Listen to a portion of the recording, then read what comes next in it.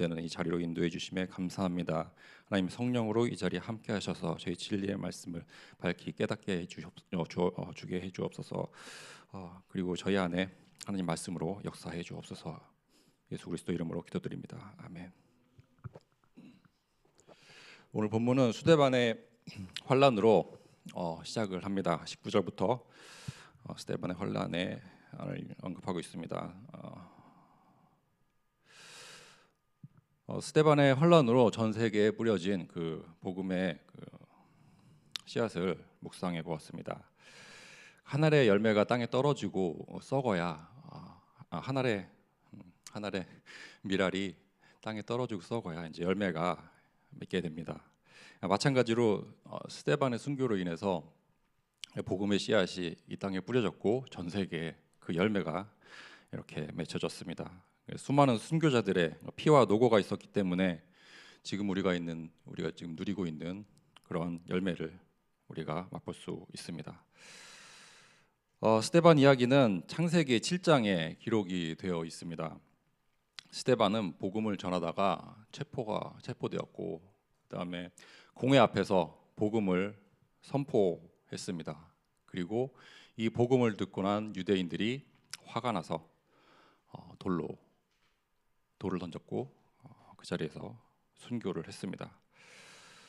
구약 시대 수많은 선지자들이 이스라엘 백성들에게 보내졌습니다. 선지자들은 하나님의 말씀을 전했습니다. 하지만 이스라엘 백성들은 그 선지자들을 죽이거나 핍박했습니다.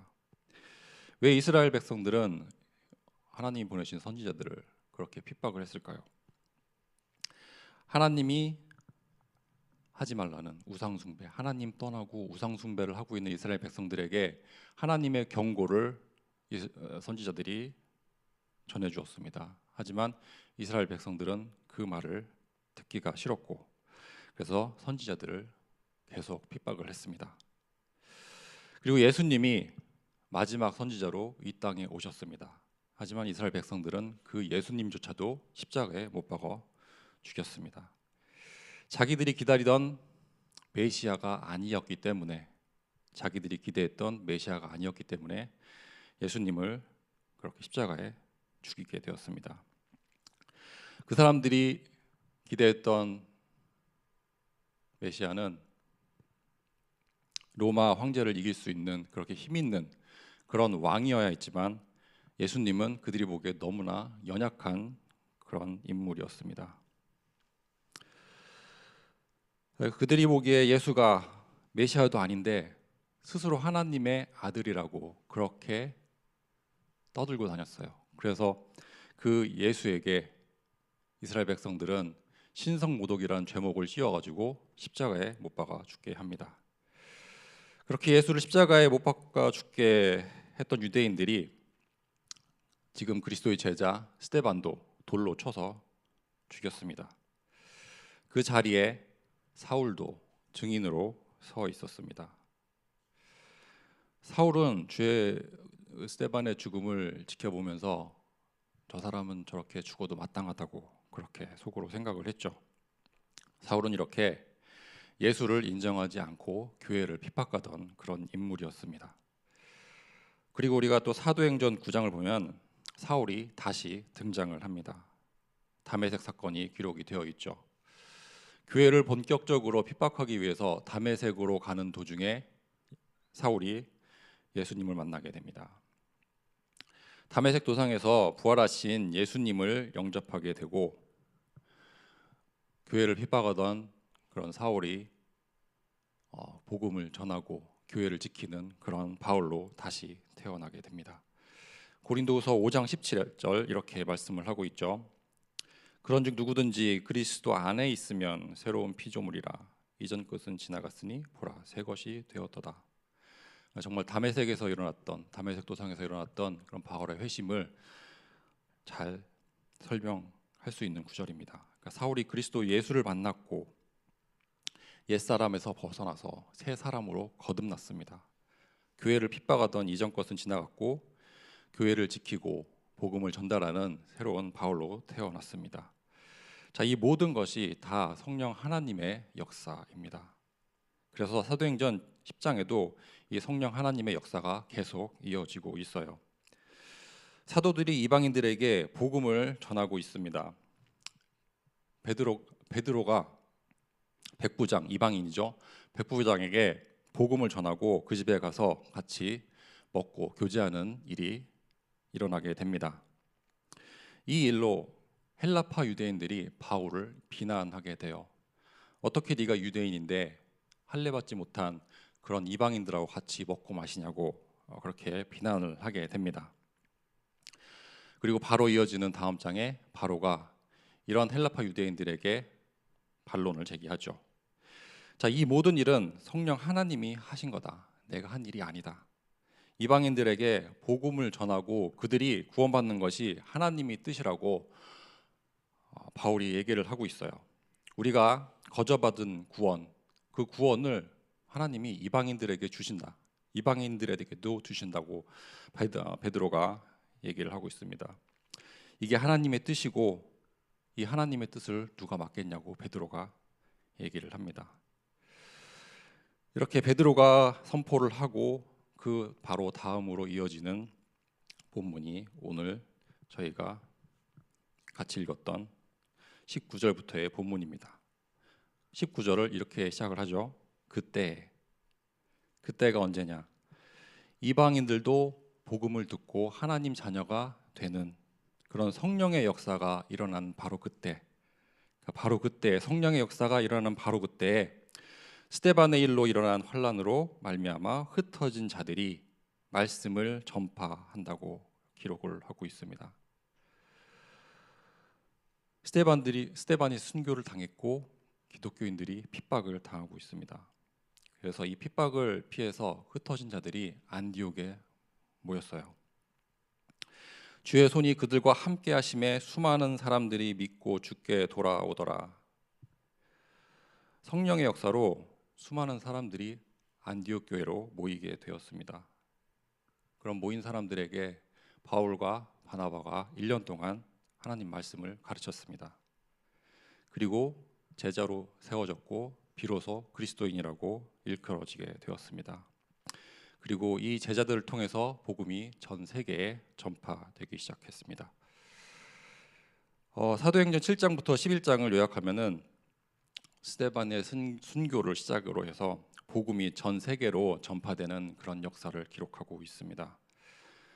스데반과 여러 순교자들이 뿌려놓은 그런 복음의 씨앗이 전 세계에 열매로 맺히게 되었습니다.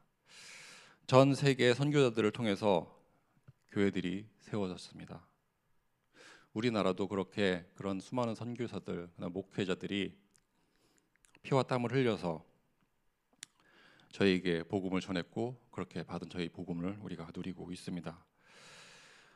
성령 하나님의 역사로 복음이 한국까지 전달이 되게 되었습니다. 하나님의 소명을 받고 조선 땅으로 그렇게 보냄을 받은 수많은 선교사들이 있었습니다. 그들 중에 한 분을 오늘 소개하고자 합니다. 이 선교사의 일생을 통해서 150년 전에 한반도에 일어났던 성령 하나님의 역사를 다시 한번 확인해 보고자 합니다. 이분의 이름은 토마스, 그래서 우리는 토마스 선교사라고 이렇게 부르죠.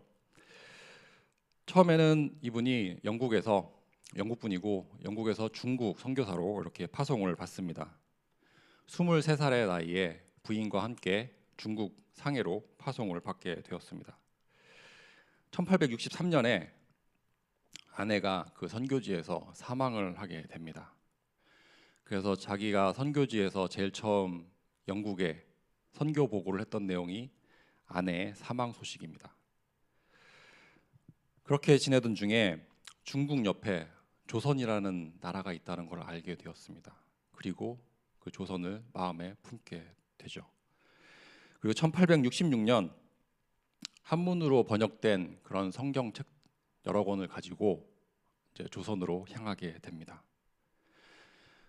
제너럴 셔먼호라는 그 미국 상선을 타고 대동강을 건너게 됩니다. 이때 이 배를 타고 그 영국에 보냈던 서신에 이렇게 기록이 되어 있어요. 나는 상당한 분량의 책들과 성경을 가지고 떠납니다. 조선 사람들에게 환영을 받을 생각에 얼굴이 달아올라 희망으로 가득 찹니다. 이렇게 벅찬 마음을 가지고 토마스 선교사가 배를 탑니다. 조선 땅을 밟게 되죠. 조선인들이 자기를 환영해 줄 거라고 그렇게 기대를 하면서 선교 사역을 시작을 합니다. 하지만 조선인들은 토마스 선교사를 환영하지 않았습니다. 그 당시 조선인들은 서양인들에 대해서 반감을 가지고 있었어요. 세국전책을 피고 있었기 때문에 국가의 문을 닫고 있었죠. 이미 그때 프랑스 선교사 9명이 죽임을 당한 상태입니다. 자, 이렇게 서양인들에 대한 반감이 최고조에 달했을 때 토마스 선교사가 조선 땅을 밟게 됩니다. 장마로 이렇게 물이 불어났던 강이 물이 빠지면서 그 배가 좌초를 하게 돼요. 꼼짝 못하게 배가 강 중간에 멈춰서게 됩니다. 그 순간에 조선인들이 그 배에 불을 질러요. 그래서 그 배에 타고 있던 그런 모든 선원들이 내리게 되고 아니면 거기서 불타 죽게 됩니다. 이때 토마스 선교사는 성경을 가지고 그 배에서 탈출을 합니다. 그리고 조선 땅을 밟게 돼요. 그런데 그 조선 땅을 밟자마자 그 조선군 병졸 한 명에 의해서 그 자리에서 바로 살해당합니다. 그래서 그 병졸의 이름을 우리가 기억을 해야 되는데 박충권이라는 그런 병졸한테 죽임을 당합니다. 이 토마스 선교사는 복음을 전해보지도 못하고 그 자리에서 죽임을 당했습니다. 이렇게 토마스 선교사의 사역이 거기서 끝나는 것으로 그렇게 보였지만 하나님의 일이 여기서부터 시작이 됩니다. 이렇게 선교사를 죽인 그 박충권이라는 그 병졸이 토마스 선교사가 가지고 있던 그 책들을 집에 가지고 가서 자기가 직접 읽어보게 됩니다. 한문으로 번역이 되어 있으니까 자기가 읽을 수 있었겠죠. 그리고 그 성경을 읽고 회심하는 일이 벌어집니다. 그리고는 자기가 목사가 되고 그 교회를 세우게 돼요. 토마스 선교사의 희생으로 한 명의 영혼이 하나님 앞으로 돌아오게 되었습니다. 하지만 성령의 역사는 여기서 멈추지 않았습니다. 그 불타는 배를 바라보던 자리에 그 12살짜리 소년이 서 있었어요. 그 자리에서 성경 3권을 주워다가 자기 평소 알고 있던 양반에게 갖다 줍니다. 어른에게 갖다 주었어요. 그랬더니 그분이 자기 집에다가 이 성경책이 종이질이 좋으니까 자기 집 벽에다가 다 붙여놨어요. 한 장 한 장 뜯어서 성경책을 한 장 한 장 뜯어서 자기 집 벽에다가 다 붙여놨습니다. 근데 이제 시간이 지나고 이 소년이 다시 어른이 돼가지고 이 집을 다시 방문을 하게 됐어요. 근데 거기를 봤더니 벽을 봤더니 자기가 갖다 준 성경책이 이렇게 붙여 있고 그 성경책 내용을 읽고 이 친구가 또 회심을 하게 됩니다. 신앙을 갖게 되죠. 그래서 이 소년이 성인이 되고 자기 돈이 생겨서 이 양반의 집을 사게 돼요. 그리고 또 시간이 지나서 이 자기가 다 샀던 집을 여관으로 그렇게 사용을 하게 됩니다. 그런데 이 여관에 또 한 명의 선교사가 묵게 되었어요.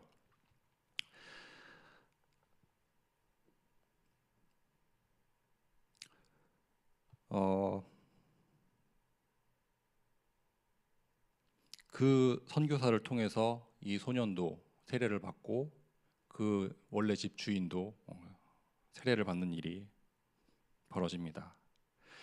그리고 또 시간이 지나서 이 여관이 평양의 최초의 교회로 사용이 됩니다. 그래서 장대현 교회가 세워지게 되죠. 자, 이렇게 평양에 복음이 전해지고 1907년에는 우리가 평양 대부흥 운동이라고 부르는 그런 큰 성령의 대각성의 운동이 일어나게 됩니다. 그리고 이제 1907년 평양에 대부흥 운동이 일어났던 1907년은 토마스 선교사가 순교한 지 40년이 되는 해가 됩니다. 이렇게 토마스 선교사는 조선 땅을 밟자마자 죽임을 당했습니다. 바로 그 순간 사탄은 그 장면을 보면서 개가를 불렀겠죠. 자기가 이겼다고, 승리했다고. 또 스데반이 돌에 맞아 죽었을 때 사탄은 기뻐했을 것입니다. 하지만 하나님은 그런 사탄의 계략까지도 복음의 전파에 사용하십니다. 토마스 선교사가 가지고 들어왔던 그 성경책들을 통해서 수많은 조선인들이 하나님 앞으로 돌아오게 되었습니다. 하나님의 역사는 우리의 지각을 뛰어넘습니다. 스데반의 죽음이 환란으로 보이지만 결국 그 죽음으로 인해서 우리 땅에 복음이 심어지게 되었습니다. 그리고 스데반의 순교로 안디옥 교회에 큰 열매가 맺어지게 되죠. 토마스 선교사가 허무하게 죽음을 당한 것도 죽음을 당한 것으로 보이지만 그가 심은 복음의 씨앗이 평양 부흥이라는 그런 열매로 나타나게 되었습니다. 우리 사랑교회가 이번 한 주간 안디옥 교회의 시간표라는 그런 강단 말씀으로 인도받고 있습니다.